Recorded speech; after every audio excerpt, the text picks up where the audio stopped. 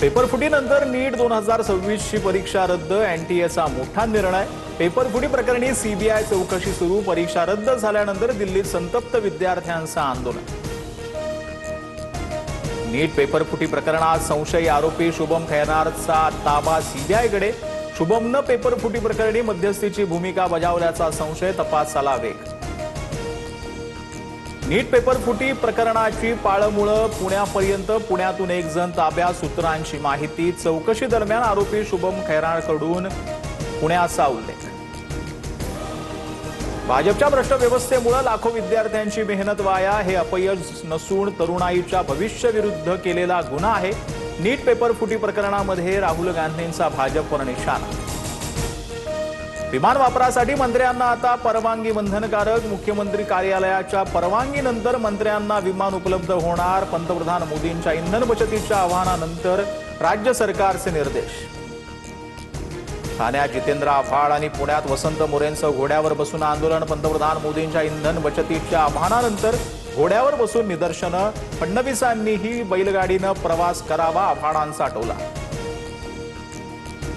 चुका तुमच्या आणि भुर्दंड जनतेला का, राज ठाकरेंचा पंतप्रधान मोदींना सवाल। संसदेचं विशेष अधिवेशन घेऊन उत्तर देण्याची मागणी, तर मोदींना सल्ला देण्यापेक्षा राज ठाकरेंनी पक्षवाढीसाठी प्रयत्न करावेत, नवनाथ वन यांची टीका।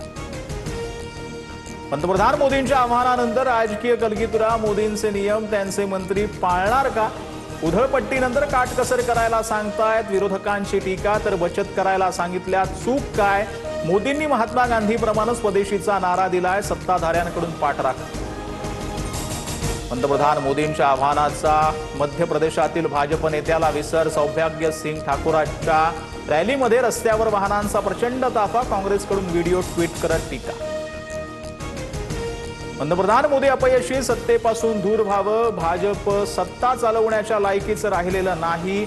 नाना पटोले आक्रमक, तर पटोलेंचा जीव केवढा ते बोलतात किती? प्रवीण दरेकरांची टीका।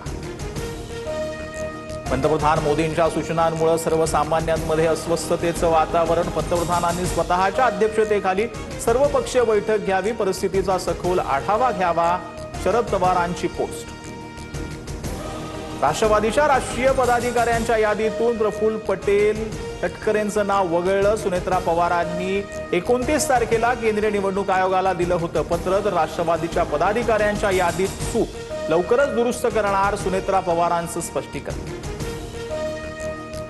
आसाममध्ये सुनेत्रा पवारांच्या आसन व्यवस्थेवरून रोहित पवार आक्रमक, शपथविधी वेळी सुनेत्रा पवारांना उड्डाण मंत्र्यांच्या शेजारी बसवण्याचा उद्दामपणा जाणीवपूर्वक केला का? रोहित पवारांचा सवाल। परभणीत